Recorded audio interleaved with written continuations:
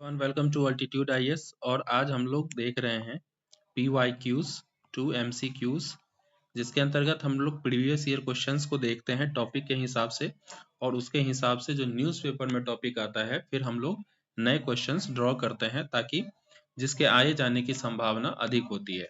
तो सबसे पहले हम लोग देखते हैं, हमारा जो पेज नंबर 1 पे है RBI से संबंधित है इकोनॉमिक्स। इसके तहत जो है रेपो रेट को 0.25% जो है कम किया गया है, ताकि ग्रोथ को जो है बेटर किया जा सके। तो ये आपके पास स्केल दिया हुआ है किस तरीके से फ्लक्चुएट होता रहा है रेपो रेट। चलिए इस संदर्भ में हम थोड़ी जानकारी प्राप्त करते हैं। सो आरबीआई ने विकास को बढ़ावा देने के लिए रेपो रेट को 6.25% कर दिया है, और फर्स्ट रेट कट है 2020 से पहली बार जो है रेट में कटौती की गई है। आरबीआई की मौद्रिक नीति समिति ने 57 महीनों के बाद रेपो रेट 25 आधार अंक की कटौती कर 6.25% किया है। यह कदम आर्थिक विकास को समर्थन देने के लिए उठाया गया है, और 2025-26 की पहली तिमाही में मुद्रास्फीति 4.4% तक गिरने की उम्मीद जताई गई है। अर्थव्यवस्था पर प्रभाव क्या होगा इसका? तो कम ब्याज दर से होम, कार और बिजनेस लोन सस्ते हो सकते हैं, और केंद्रीय बजट 2025-26 में 1 लाख करोड़ के कर छूट दी गई है, जिससे शहरी मांग बढ़ सकती है। यूपीएससी का 2025 का क्वेश्चन है, 2015 का क्वेश्चन है आपके सामने। भारतीय अर्थव्यवस्था के संदर्भ में आपको विचार करना है। Repo rate, open market operation, public debt और पब्लिक रेवेन्यू। ये पूछा जा रहा है कि कौन सा इसमें से कंपोनेंट है मॉनेटरी पॉलिसी का। तो मॉनेटरी पॉलिसी का बैंक रेट और ओपन मार्केट ऑपरेशंस होता है, इसके अंतर्गत आता है। तो 1 and 2 is right option. So bank rate monetary policy का पार्ट होता है, और बैंक दर वह दर होती है जिस पर भारतीय रिजर्व बैंक वाणिज्यिक बैंकों को उधार देता है। यह मौद्रिक नीति का एक महत्वपूर्ण उपकरण है, जिसका उपयोग ऋण प्रवाह मुद्रास्फीति को नियंत्रित करने के लिए किया जाता है। सेकंड स्टेटमेंट देख लीजिए, ओपन मार्केट ऑपरेशंस, ये भी मॉनेटरी पॉलिसी का पार्ट होता है, और भारतीय रिजर्व बैंक द्वारा सरकारी प्रतिभूति की खरीद और बिक्री शामिल होती है। इसके माध्यम से इसका उद्देश्य जो है तरलता को नियंत्रित करना और ब्याज दरों को प्रभावित करना होता है। पब्लिक डेट जो है सार्वजनिक ऋण, ये फिस्कल पॉलिसी का पार्ट नहीं होता है। सार्वजनिक ऋण जो है सरकार द्वारा अपने व्यय को पूरा करने के लिए लिया गया ऋण होता है, जो मौद्रिक नीति का नहीं बल्कि वित्तीय नीति का हिस्सा होता है। सार्वजनिक राजस्व वित्तीय नीति का हिस्सा है, मॉनेटरी पॉलिसी के अंतर्गत ये नहीं आता। तो सार्वजनिक राजस्व में कर और गैर कर राजस्व शामिल होते हैं, जो वित्तीय नीति का हिस्सा है, न कि मौद्रिक नीति का। इस संदर्भ में की नोट्स देख लीजिए। मॉनेटरी पॉलिसी जो है आरबीआई द्वारा रेगुलेट होता है, जिसमें मनी का सप्लाई और इन्फ्लेशन को कंट्रोल करने की व्यवस्था होती है। फिस्कल पॉलिसी के अंतर्गत जो है ये गवर्नमेंट ऑफ इंडिया के द्वारा मैनेज किया जाता है, जिसमें रेवेन्यू और एक्सपेंडिचर गवर्नमेंट के जो होते हैं पब्लिक सेक्टर, वो कवर किया जाता है। ओपन मार्केट ऑपरेशंस जो है मॉनेटरी पॉलिसी का पार्ट होता है, क्योंकि ये आरबीआई द्वारा किया जाता है और मनी कंट्रोल पॉलिसी है। जबकि पब्लिक डेट और पब्लिक रेवेन्यू जो है ये फिस्कल पॉलिसी का पार्ट होता है। मौद्रिक नीति के विषय में थोड़ी जानकारी प्राप्त कीजिए। मौद्रिक नीति वह प्रक्रिया जिसके माध्यम से केंद्रीय बैंक मुद्रा आपूर्ति और ब्याज दर को नियंत्रित करता है। इसका उद्देश्य जो है कीमतों में स्थिरता बनाए रखना, मुद्रास्फीति को नियंत्रण करना, आर्थिक विकास को बढ़ावा देना, निवेश और उत्पादन को बढ़ावा देना, इसके माध्यम से रोजगार सृजन, ताकि आर्थिक गतिविधियों को सुचारू रूप से संचालन किया जा सके, और मुद्रा और वित्तीय स्थिरता यानी विदेशी मुद्रा विनिमय दरों में स्थिरता बनाए रखना। प्रकार की अगर बात करें तो विस्तारवादी मौद्रिक नीति, एक्सपेंशनरी मॉनेटरी पॉलिसी, इसका उद्देश्य जो होता है आर्थिक विकास को बढ़ावा देना। ब्याज दरें घटाई जाती है, जिससे लोन लेना आसान होता है और बाजार में धन की आपूर्ति बढ़ती है। उदाहरण, मंदी के समय में ये अपनाई जाती है, ब्याज दरें कम की जाती है। तो अभी जो ब्याज दरें कम की जा रही है, इसका मतलब कहीं ना कहीं मंदी का जो इफेक्ट है वो इंडिया पर देखने को मिल रहा है। संकुचनवादी मौद्रिक नीति की अगर बात करें तो ये मुद्रास्फीति को नियंत्रित करने के लिए किया जाता है, और ब्याज दरें बढ़ाई जाती है ताकि लोन महंगे हो और धन की आपूर्ति कम हो जाए। अत्यधिक महंगाई होने पर ऐसी स्थितियों में इसका पालन किया जाता है। मौद्रिक नीति के उपकरण क्या क्या है? मात्रात्मक उपकरण में रेपो रेट देख लीजिए। रेपो रेट बैंक आरबीआई से जिस दर पर लोन लेते हैं, repo rate. Reverse repo rate, RBI जो है बैंक को जिस दर पर धन उधार देती है। Cash reserve ratio, CRR bank को अपनी कुल जमा राशि का एक हिस्सा RBI के पास जमा रखना अनिवार्य होता है, जिसे हम कैश रिजर्व रेशियो के रूप में जानते हैं। SLR statutory liquidity ratio bank को अपनी कुल जमा का कुछ प्रतिशत सरकारी बॉन्ड या स्वर्ण भंडार में रखना होता है। गुणात्मक उपाय के तहत देखें quantitative measures, qualitative measures, margin आवश्यकता जिसे मार्जिन रिक्वायरमेंट कहते हैं, बैंक को लोन देने के लिए आवश्यक न्यूनतम जो संपार्श्विकी होती है उसका निर्धारण जिसे हम कोलेट्रल कहते हैं। ऋण नियंत्रण जो है RBI कुछ सेक्टरों को प्राथमिकता वाले ऋण निर्देश के अंतर्गत रखता है, जैसे आप कह सकते हैं कि जो प्राथमिक सेक्टर के अंतर्गत एग्रीकल्चर है, उसके बाद होम लोन वगैरह आते हैं। नैतिक कानून है मोरल सजेशंस के अंतर्गत RBI को मौद्रिक नीति के अनुसार कार्य करने के लिए प्रेरित करता है। मौद्रिक नीति समिति की अगर बात करें तो इसकी स्थापना 2016 में की गई थी और इसके सदस्य जो हैं 6 हैं, 3 RBI से हैं और 3 सरकार द्वारा नियुक्त किए जाते हैं। इसका उद्देश्य जो होता है मुद्रास्फीति को नियंत्रित करना और ब्याज दरें तय करना। यूपीएससी प्रीलिम्स से संबंधित इसके क्या क्वेश्चंस हो सकते हैं वो देख लीजिए। तो रेपो रेट में कटौती का निश्चित प्रभाव क्या हो सकता है? मुद्रास्फीति में वृद्धि, ब्याज दरों, ऋण ब्याज दरों में वृद्धि, धन की आपूर्ति में कमी या ऋण उपलब्धता में कमी। तो इसका आंसर हो जाएगा ए। अगर रेपो रेट कटौती की जाती है तो पैसा का जो है प्रभाव बढ़ता है और उसके कारण से मुद्रास्फीति में वृद्धि होने की संभावना सबसे ज्यादा होती है। तो इसका आंसर हो जाएगा ए, मुद्रास्फीति में वृद्धि। रेपो रेट क्या है? RBI वाणिज्यिक बैंक को अल्पकालिक ऋण देता है। इसके तहत जब RBI रेपो रेट कटौती करता है तो वाणिज्यिक बैंक सस्ते दरों पर ऋण देते हैं, जिससे ब्याज व्यापार और उपभोक्ता के लिए ऋण की जो है ब्याज दरें घट जाती हैं। इससे ऋण लेने और खर्च करने की प्रवृत्ति में वृद्धि होती है, जिससे आर्थिक विकास होता है, लेकिन बढ़ती मांग के कारण मुद्रास्फीति बढ़ने का भी खतरा रहता है। अगला है हमारा पेज नंबर 1 पे ही ट्रंप से संबंधित है। USA, United state of America, ये आ गए हैं और खलबली मचाना शुरू कर दिए हैं। ट्रंप सैंक्शन किया है ICC को फॉर इलीगल प्रोब्स, यानी कि ट्रंप का कहना है कि इंटरनेशनल क्रिमिनल कोर्ट जो है इलीगल तरीके से चलाती है और जांच चलाती है और ICC को जो है प्रतिबंधित इसीलिए कर दिया गया है। तो अमेरिकी राष्ट्रपति डोनाल्ड ट्रंप ने इंटरनेशनल क्रिमिनल कोर्ट पर प्रतिबंध लगा दिए हैं। यह फैसला तब आया जब ICC ने इजरायली प्रधानमंत्री बेंजामिन नेतन्याहू और अन्य अधिकारियों के खिलाफ युद्ध अपराधों के लिए गिरफ्तारी वारंट जारी किए हैं। ट्रंप ने क्या कार्रवाई की है ये देख लीजिए।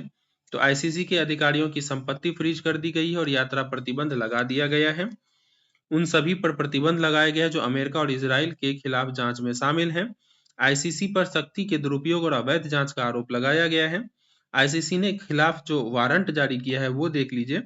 Benjamin Netanyahu, Yoav Gallant Israel के पूर्व रक्षा मंत्री हैं, मोहम्मद दीफ जो हमास के सैन्य प्रमुख हैं। ICC के आरोप क्या हैं? ICC का दावा है कि नेतन्याहू और गैलेंट ने गाजा में युद्ध अपराध किए हैं। इन अपराधों में क्या क्या शामिल है? युद्ध में भुखमरी का इस्तेमाल करना, हत्या और उत्पीड़न करना, अमानवीय कृत्य करना। नेतन्याहू ने इन आरोपों को यहूदी विरोधी करार दिया है। वैश्विक प्रतिक्रिया की बात करें तो ICC ने ट्रंप के प्रतिबंधों की निंदा की है। संयुक्त राष्ट्र ने ट्रंप के प्रतिबंधों का हटाने का आग्रह किया है। यूरोपीय संघ ने चेतावनी दी है कि ICC की स्वतंत्रता के लिए ये खतरा उत्पन्न कर सकता है। इजराइल का क्या जवाब है? इजराइल के विदेश मंत्री उन्होंने कहा कि ट्रंप के फैसले का उन्होंने समर्थन किया क्योंकि इनके सपक्ष मतलब समर्थन में है, तो निश्चित रूप से ये समर्थन करेंगे। और इजराइल और अमेरिका दोनों ICC के सदस्य नहीं है। तो ये ध्यान दीजिएगा कि ICC जो है इसके सदस्य कम से कम 2 यहाँ पे आपको मिल गया, एक तो अमेरिका और एक तो इजराइल। तो इसके अलावा ट्रंप की जो गाजा नीति है वो विवादित है, वो देख लीजिए क्या है। ट्रंप ने सुझाव दिया है कि अमेरिका जो है गाजा पर नियंत्रण करे और फिलिस्तीनियों को अन्य अरब देश भेजे। मतलब आप एक तरीके से ये समझ लीजिए कि अभी जो इजराइल का विवाद है वो अब सारा एरिया जो है फिलिस्तीन और इजराइल दोनों को कंबाइन करके इजराइल बनाना चाहते हैं और फिलिस्तीनियों को जो है घर से खदेड़ देना चाहते हैं। संयुक्त राष्ट्र और कानूनी विशेषज्ञों ने कहा है कि अंतर्राष्ट्रीय कानून के ये खिलाफ है। अंतर्राष्ट्रीय आपराधिक न्यायालय की बात अगर हम करें, इंटरनेशनल क्रिमिनल कोर्ट, जिसकी स्थापना जो है 2002 में रोम संविधि के द्वारा की गई थी, जो रोम संविधि 1998 में अपनाया गया था। इसका मुख्यालय हेग, नीदरलैंड है।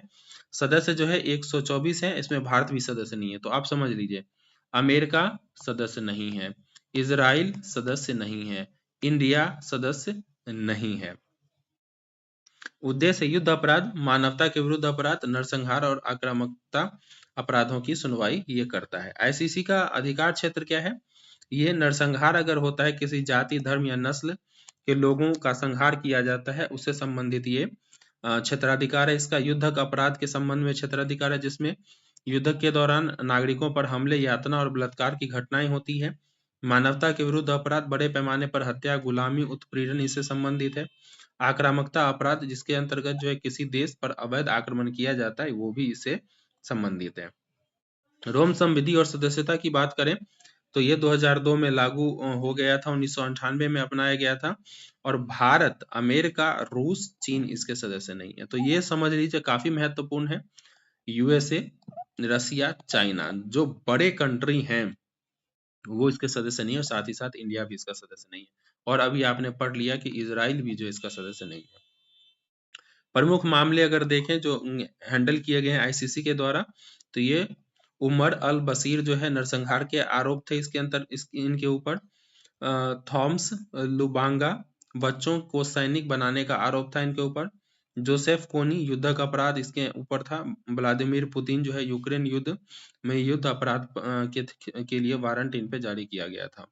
संरचना बात करें तो इसके तहत जो है राष्ट्रपति न्यायाधीश पीटर होफमानसी पोलैंड से संबंधित है, प्रेसिडेंट है ये। इसके अभियोजक जो है प्रोसिक्यूटर करीम खान यूके से संबंधित है।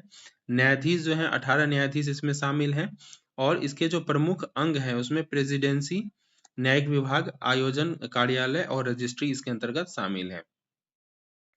भारत और आईसीसी की बात करें तो भारत जो है रोम संविधि पर हस्ताक्षर नहीं किए हैं। इसका कारण है संप्रभुता को खतरा, आतंकवाद और उग्रवाद से निपटने के मुद्दे और पश्चिमी देशों के प्रभाव के कारण। अगर यूपीएससी प्रीलिम्स के क्वेश्चन इससे बन सकते हैं तो ये बन सकते हैं कि अंतर्राष्ट्रीय आपराधिक न्यायालय के संदर्भ में आपको विचार करना है। आईसीसी संयुक्त राष्ट्र का एक विशेष निकाय है, तो ये गलत है, ये संयुक्त राष्ट्र से संबंधित नहीं है। भारत, अमेरिका और रूस आईसीसी के सदस्य हैं, तो ये तो बिल्कुल ही गलत है जो अपने आप ही देखा है। तो सेकेंड अगर हम काट दें एक बार करके तो एक स्टेटमेंट करता है, और फर्स्ट काट दें तो हमारे पास आंसर ऑलरेडी आ चुका है। लेकिन पढ़ते हैं इसको। आईसीसी को नरसंहार, युद्धक अपराध और मानवता के विरुद्ध अपराध के पर अधिकार क्षेत्र प्राप्त है, बिल्कुल सही है। और आईसीसी व्यक्तियों पर मुकदमा चलाता है, लेकिन राज्यों पर यह मुकदमा नहीं चलाता। इस प्रकार हमारा 3 और 4 जो है राइट आंसर है। पहला स्टेटमेंट देखें तो आईसीसी संयुक्त राज्य का हिस्सा नहीं है, यह रोम संविधि द्वारा स्थापित एक स्वतंत्र न्यायिक संस्था है। सेकेंड देखें तो भारत, अमेरिका, रूस जो है आईसीसी के सदस्य नहीं है, और चाइना भी आईसीसी के सदस्य नहीं है। थर्ड और फोर्थ बिल्कुल सही है, ये राज्यों पर मुकदमा नहीं चलाता बल्कि केवल व्यक्तियों पर मुकदमा चलाता है। आईसीसी की बात करें तो आईसीसी एक स्वतंत्र न्यायालय है और यह संयुक्त राष्ट्र का हिस्सा नहीं है। भारत, अमेरिका, रूस, चीन इसके सदस्य नहीं है। आईसीसी केवल व्यक्तियों पर मुकदमा चलाता है, संप्रभु राज्यों पर नहीं। और रोम संविधि जो 1998 में अपनाई गई थी और 2002 में लागू हो गई। अगला जो हमारा टॉपिक है वो पेज नंबर 4 पे है। इलेक्शन कमीशन जो है क्लीन करना चाहिए इरेगुलरिटी जो हुई है, जो महाराष्ट्र पोल में कुछ आरोप लगाए गए हैं इरेगुलरिटीज को लेकर के, उसको क्लियर करने के लिए विपक्षी जो है वो बोल रहे हैं। एलिगेशंस क्या क्या हैं? राहुल गांधी ने आरोप लगाया कि महाराष्ट्र में 2024 विधानसभा चुनावों के लिए मतदाता सूची में गंभीर अनियमितताएं हुई है। 5 महीने में 39 लाख नए मतदाता कैसे जोड़े गए? 2019 से 2024 के बीच केवल 32 लाख मतदाता जोड़े गए, लेकिन 5 महीने में 39 लाख मतदाता जोड़े गए। 2024 लोकसभा चुनाव के बाद 5 महीनों में ही 39 लाख नए मतदाता आ गए। ये बहुत ही जब एक प्रश्न है जिसका समाधान करने की जरूरत है। 2024 विधानसभा चुनावों के मतदाताओं की संख्या महाराष्ट्र की कुल वयस्क आबादी 9.54 करोड़ से अधिक क्यों थी? डिलीट और ट्रांसफर किया गया, हटाए गए और स्थानांतरित मतदाता जो है वो देख लीजिए। कई मतदाताओं के नाम हटाए या स्थानांतरित किए गए, जिसमें ज्यादातर दलित, आदिवासी और अल्पसंख्यक समुदाय से संबंधित है। विपक्षी दलों को संदेह है कि मतदाताओं की कुल संख्या में कटौती अधिक हुई है, जबकि जोड़े गए मतदाता कम हैं। राहुल गांधी की मांग है कि 2024 लोकसभा और विधानसभा चुनावों में जो मतदाता डेटा था उसको सार्वजनिक किया जाए। तो निश्चित रूप से इलेक्शन कमीशन की यह जिम्मेदारी भी है कि इलेक्शन में जो लिस्ट होता है, वोटर लिस्ट, उसको वो जारी करे और वो किनको दे, जो भी पार्टीज हैं उनको दे, ताकि वो उसका असेसमेंट कर सके और जरूरत पड़ने पर अगर कोई मुद्दा हो तो उसका समाधान भी वो ढूंढ सके। क्योंकि फ्री एंड फेयर इलेक्शन और साथ ही साथ ट्रांसपेरेंसी, ये सारी जिम्मेदारी इलेक्शन कमीशन की है। इस संदर्भ में हम लोग इलेक्शन कमीशन ऑफ इंडिया के बारे में चर्चा करते हैं। इसकी स्थापना 25 जनवरी 2050 को हुआ था। हेडक्वार्टर नई दिल्ली है। संविधान के अनुच्छेद 324 के तहत इसका प्रावधान किया गया है। उसका कार्य क्षेत्र जो है भारत में स्वतंत्र और निष्पक्ष चुनाव करना। तो ये आर्टिकल 324 के तहत जो है संवैधानिक निकाय है, संवैधानिक निकाय है, ये याद रखिएगा, क्योंकि इसके अंतर्गत आर्टिकल है संविधान के अंतर्गत। इसके लिए स्ट्रक्चर की बात करें तो मुख्य चुनाव आयुक्त जो है प्रमुख अधिकारी होते हैं। दो अन्य चुनाव आयुक्त होते हैं, सहकारी सहायक अधिकारी होते हैं। चुनाव आयोग एक संवैधानिक संस्था है, क्योंकि ये आर्टिकल 324 के तहत इसको शक्तियां प्राप्त होती हैं। संवैधानिक प्रावधान अनुच्छेद 324 आयोग को शक्तियां और कार्य बताया गया है। 325 के तहत किसी व्यक्ति के साथ मताधिकार में भेदभाव नहीं किया जाएगा। अनुच्छेद 326 के तहत लोकसभा और विधानसभा चुनावों के लिए वयस्क मताधिकार की बात की गई है। अनुच्छेद 327 से 29 के तहत जो है चुनावों से संबंधित कानून बनाने की शक्ति दी गई है। कार्य और शक्तियों की बात करें तो चुनाव कराना लोकसभा, राज्यसभा, विधानसभा और राष्ट्रपति उपराष्ट्रपति चुनाव इसके तहत कराए जाते हैं। आदर्श आचार संहिता लागू करना, चुनाव प्रक्रिया के दौरान निष्पक्षता को बनाए रखने के लिए राजनीतिक दलों को मान्यता देना, राष्ट्रीय और राज्य स्तर पर दलों को पंजीकृत कराना इनकी जिम्मेदारी है। और चुनावी विवादों का निपटारा करना, चुनाव से जुड़े मामलों की जांच करना और संभव हो तो उसका निदान भी ढूंढना। इलेक्ट्रॉनिक वोटिंग मशीन और वीवीपैट के प्रयोग जो है पारदर्शिता और विश्वसनीयता बढ़ाने के लिए किए जाते हैं। अब चुनावी अनियमितताओं के प्रमुख आरोप क्या क्या है ये समझ लीजिए। तो ईवीएम और वीवीपैट में गड़बड़ी का जो है मामला है। कई दलों ने ईवीएम में हेरफेर और वीवीपैट में विसंगतियों का दावा किया है, लेकिन इलेक्शन कमीशन ने कहा है कि ईवीएम जो है बिल्कुल सुरक्षित है। आचार संहिता के उल्लंघन की बात करें तो राजनीतिक दलों द्वारा सांप्रदायिक भाषण, धनबल और बाहुबल का प्रयोग किया जाता है। इलेक्शन कमीशन ऑफ इंडिया का जवाब है कि नोटिस जारी करके कार्रवाई की जाती है। पक्षपात और राजनीतिक दबाव की बात करें तो चुनाव आयोग जो है सरकार के प्रति नरम रवैया अपनाता है, ऐसा आरोप लगा है। चुनाव आयोग का जवाब है कि चुनाव आयोग निष्पक्ष बताया अपने आप को, लेकिन सुधारों की जरूरत है। फर्जी वोटिंग और बूथ कैप्चरिंग की बात है तो आरोप है कुछ क्षेत्रों में फर्जी वोटिंग, बूथ कैप्चरिंग और धमकियों का प्रयोग किया जाता है। इलेक्शन कमीशन ने कहा है कि सीसीटीवी, पुलिस और चुनाव पर्यवेक्षकों की तैनाती की गई है। चुनाव सुधार और सिफारिशें क्या क्या हो सकती है। तो चुनाव आयोग की स्वतंत्रता को जो है ज्यादा बेहतर करने की जरूरत है। चीफ इलेक्शन कमिश्नर और इलेक्शन कमिश्नर की नियुक्ति में पारदर्शी तरीके से होनी चाहिए। ईवीएम और वीवीपैट में पारदर्शिता होना चाहिए। हर विधानसभा क्षेत्र में अधिक वीवीपैट से गिनती होनी चाहिए। एमसीसी यानी कि मॉडल कोड ऑफ कंडक्ट के जो उल्लंघन होते हैं उस पर कार्रवाई की जानी चाहिए और चुनावी वित्तीय पारदर्शिता रखनी चाहिए, ताकि चुनावी बॉन्ड की समीक्षा और पारदर्शी फंडिंग प्रणाली का प्रयोग किया जा सके। चुनाव आयोग की स्वतंत्रता की अगर बात करें तो राष्ट्रपति द्वारा चीफ इलेक्शन कमीशन और इलेक्शन कमिश्नर की नियुक्ति की जाती है। चीफ इलेक्शन कमिश्नर को केवल संसद द्वारा हटाया जा सकता है और कार्यकाल 6 वर्ष या 65 वर्ष की आयु जो भी पहले हो सकती है। चुनाव आयोग से जुड़े मुद्दे क्या क्या हैं। राजनीतिक दबाव, निष्पक्षता बनाए रखना चुनौतीपूर्ण है। चुनाव सुधार की जरूरत है। धनबल और बाहुबल का प्रभाव बढ़ता जा रहा है। इलेक्शन कमीशन जो है, चीफ इलेक्शन कमीशन की नियुक्ति प्रक्रिया जो है उसमें पारदर्शिता की कमी है। अपॉइंटमेंट की बात करें तो निष्पक्ष चुनाव सुनिश्चित करने की जो है जिम्मेदारी भी होती है इलेक्शन कमीशन के ऊपर। इस संदर्भ में आपको एक यूपीएससी प्रीलिम से संबंधित क्वेश्चन दिया जा रहा है जिसके आने की संभावना हो सकती है।